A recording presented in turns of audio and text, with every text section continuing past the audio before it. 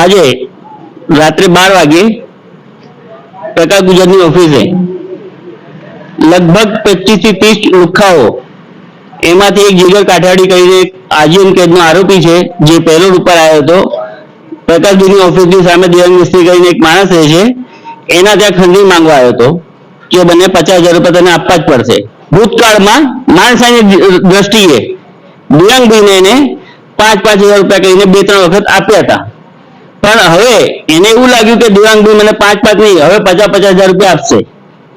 એ દ્રષ્ટિએ એ માણસ ચાકુ, તલવાર, ધારિયા, પાઇપ જે પણ હોય એની જોડે જે હથિયાર હતું એ હથિયાર લઈને દેવાંગભાઈના ઘરમાં ઘૂસ્યો. દેવાંગભાઈની મદનને ડરાવ્યો, દેવાંગભાઈને ડરાવ્યો, એના ઘર ઉપર હથિયાર ચલાવ્યા કે મને 50,000 તને આપવા જ પડશે. એવી રીતે આ ઘટના બાપુનગર પોલીસ સ્ટેશનની અંદર બની છે. અંદાજે કેટલા જણા આવ્યા હતા? અંદાજે લગભગ મેં રોડ ઉપરથી જોયું તો લગભગ 20 થી 25 જણા તો અંદર એક્ટિવા લઈને આવ્યા હતા.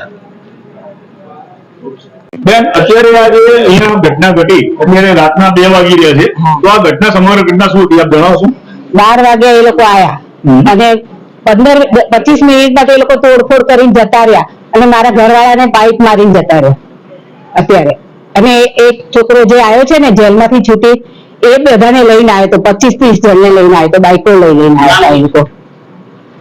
અને એને 50,000 રૂપિયા મારી છોકરાને કે તું આ નકર અમે તને મારીશું એમ કરીને ઘરે છે કે આવ્યા. નામ જણાવી શકશો? એ વ્યક્તિનું નામ શું જણાવી શકશો? જીગર કાઠિયાવાડી. જીગર કાઠિયાવાડી, હા, પેરેલ ઉપર આવ્યો છે અને એ જ બધાને લઈને આવ્યો હતો. અને કે છે મને કહે છે તારામાં તાકાત હોય તો આવી જા મારે આગળ લડવા. મેં કીધું આવી જા તારામાં તાકાત હોય તો. એમ કઈ પછી કાકાને વચ્ચે રાખીને કાકાને લાકડી મારી. તો તમે અત્યારે જણાવ્યું કે તમારા ઘરવાળાને કઈ લાકડી મારી, તેમને શું વાગ્યું છે? કઈ પાછળ બૈરામાં પાઇપ માર્યો છે એટલે એમને થોડું હોજો આવી ગયો છે. જે પોલીસ ચોકી છે. અને આજે કેદીઓ જેને પેરોલ ઉપર તમે આવેલો તમે મદદ કરતા હતા, તેને તમે ઓળખતા હતા, મદદ કરતા હતા, કેમ કરતા હતા મદદ? મારો બાબુ એને ઓળખતો હતો, પેરોલ ઉપર આવતો હતો ને એટલે એ ઓળખતો હતો, ભાઈબંધો દ્વારા ઓળખતો હતો. એટલે એને એમ કે બિચારો આવ્યો છે તો 5-25 પાછળ આપણે વાપરીએ એટલે એ વાપરતો હતો. એનો એને ગેરઉપયોગ કર્યો આ વખતે આવી.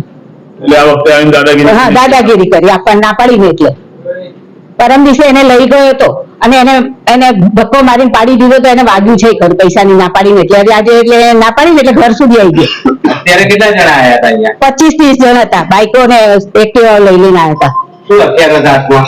બાઈકો હતી, તલવારો હતી, લાકડીઓ હતી, બધું લઈ લઈને આવ્યા હતા બાઈકો. અને પાછા છોકરાઓ પાછા બધાને આમને ઘેરી લીધા અને કે તમારે આમ તાકાત હોય તો આવી જાઓ અમારી જોડે કે એમ કરીને ભાગી ગયા. પછી બધા ભેગા થઈ ગયા ને અહીંયા એટલે જતા રહ્યા બધા.